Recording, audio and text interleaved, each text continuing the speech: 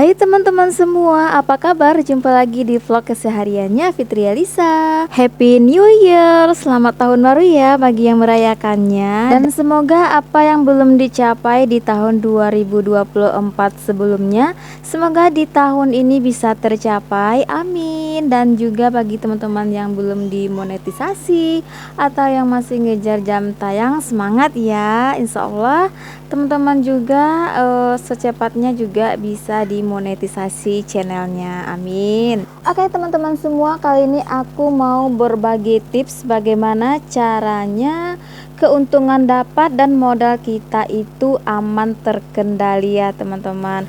Nah, di sini aku mau kasih lihat dulu ke teman-teman semua bagaimana penampakan warung sembako aku hari ini. Itu udah banyak banget perciki-cikian yang udah kosong atau makanannya udah pada habis ya teman-teman. Dan juga stok untuk perrotian aku udah banyak yang habis juga nih teman-teman.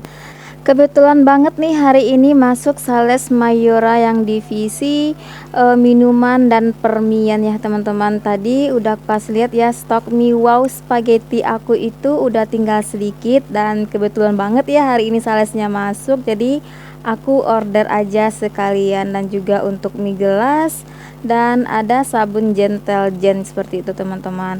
Nah, untuk stok makanan seperti Garuda dan Pilus itu aku masih menyediakan stoknya di tempat stok barang ya teman-teman. Jadi di sini langsung aja aku nge-refill keraknya masing-masing ya teman-temannya, biar nggak nampak polosan gitu ya, seperti hidup aku yang polos-polos banget. Lebay. Oke teman-teman, seperti yang aku kasih tahu di awal tadi, di sini aku akan berbagi seputar tips ya keuntungan dapat dengan modal tentu saja terkendali, aman dan tidak terganggu gugat. Itu gimana sih cara mengelolanya? Nah, kalau kita udah berbicara modal dan keuntungan, itu nggak jauh-jauh yang namanya itu laporan keuangan atau mengelola keuangan sembako kita sendiri. Nah, langkah apa yang harus kita lakukan agar keuangan toko sembako kita tuh aman dan stabil? Yang pertama itu kita tidak perlu banyak menyetok barang ya teman-teman. Walaupun ada barang yang sekiranya cepat habis boleh, tapi nggak usah terlalu banyak ya teman-teman. Dan yang kedua itu hindari hutang piutang. Nah, biasanya itu banyak tetangga ya, walaupun tetangga, teman, saudara, yang namanya kita bisnis itu nggak mengenal itu pertalian darah ya kalau menurut aku ini ya teman-teman. Nah, kalaupun ada yang dihutangkan, kita itu benar-benar bikin batas waktu yang cepat ya teman-teman, jangan sampai berminggu-minggu. Nah, kalau yang aku sendiri aku terapkan, aku memang tidak menerima kasbon sama sekali. Kalaupun ada langganan aku yang hutang, itu biasanya aku kasih hari ini, besok pelunasannya, jadi nggak akan makan waktu berhari-hari ya teman-teman. Terus lakukan pemisahan antara rekening pribadi dan rekening kita sendiri gitu ya. Maksudnya tuh uang pribadi sama uang warung kita itu jangan dicampur aduk. Dan kita sebagai pemilik warung juga kalau belanja di warung kita itu harus bayar ya teman-teman ya. Jangan pernah diambil-ambil aja, itu bakalan sangat-sangat mempengaruhi nanti ke modal dan keuangan warung kita ya teman-teman. Dan selanjutnya lakukan pembukuan yang rapi ya teman-teman ya. Uang masuk, uang keluar itu semuanya dicatat ya teman-teman. Dan lakukan evaluasi itu sekali seminggu atau sekali sebulan. Oke, dan seterusnya agar teman-teman lebih gampang untuk mengevaluasi stok barang, juga modal dan keuntungan, sekalian juga menjawab pertanyaan dari subscriber aku yang katanya gimana sih cara mengetahui keuntungan kita pakai sistem. Nah, justru itu lebih gampang ya, karena di sistem itu sudah ada harga pokok, harga jual, dan selisih antara harga pokok dan harga jual itu udah nampak nanti keuntungannya di sistem. Baik itu keuntungan satu item barang dan keuntungan keseluruhan penjualan kita per hari itu juga ya teman-teman. Jadi lebih gampang. Nah, bagi teman-teman yang misalan yang belum mempunyai sistem kasir, teman-teman harus punya itu pembukuan secara manual seperti itu teman-teman. Jadi berapa persen sih sebaiknya keuntungan itu kita ambil dari omset warung kita?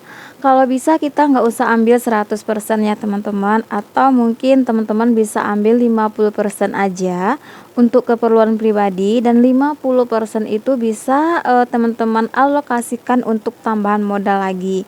Nah, agar modalnya aman, yaitu modal yang sudah ada itu kita putarkan lagi ke penjualan kita atau barang-barang kita yang sudah habis ya teman-teman. Jadi berapa dapatnya, misalnya dapat 1 juta atau 1.500.000, ya udah berarti budget kita untuk belanja lagi ya kisaran segitu teman-teman. Jadi kalau kita belanja kebutuhan warung itu kalau bisa itu jangan sampai over budget ya teman-teman. Kita dahulukan mana barang-barang yang sekiranya stoknya yang udah menipis atau yang benar-benar habis seperti itu teman-teman. Jadi nggak usah dibeli kebutuhan yang rasa-rasanya itu masih ada atau perputarannya lambat seperti itu ya teman-teman. Oke, ini lanjut video aku keesokan harinya ya teman-teman. Pas malam itu paksu beli kebutuhan warung ke grosiran. Jadi ini yang aku bongkar hari ini adalah bongkaran barang dari grosiran ya teman-teman.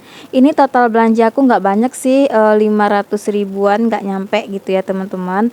Dan untuk perrotian di sini aku beli 1 karton campur ya seperti ini ya teman-teman ya. Kalau emang warung kita itu modalnya masih minim, warung retail kalau perputarannya barang-barangnya itu standar, jadi kita beli seadanya aja. Misalnya seperti aku nih, aku beli 1 karton campur, yang penting variannya itu lengkap ya teman-teman. Jadi para pelanggan kita juga puas belanja ke warung kita. Dan juga untuk stok perrotian aku kan tadi dari awal itu udah banyak yang habis, makanya Pak Su malam-malam ngejarin tuh beli stok barang agar besok paginya itu pas konsumen nanyain barangnya sudah ada. Seperti itu sih teman-teman. Dan setelah aku bongkar seperti biasa, ini barang-barang aku pajang ke tempatnya. Oke, nggak terasa ini udah di akhir video aja ya teman-teman. Semoga apa yang aku sampaikan tadi bisa bermanfaat nih bagi teman-teman warung pemula dan juga warung retail ya, bagaimana cara mengelola keuangannya biar nanti usaha kita juga sama-sama berkembang ya teman-teman. Yang penting kalau kita berusaha gitu ya, pasti nanti ada jalannya untuk menuju kesuksesan.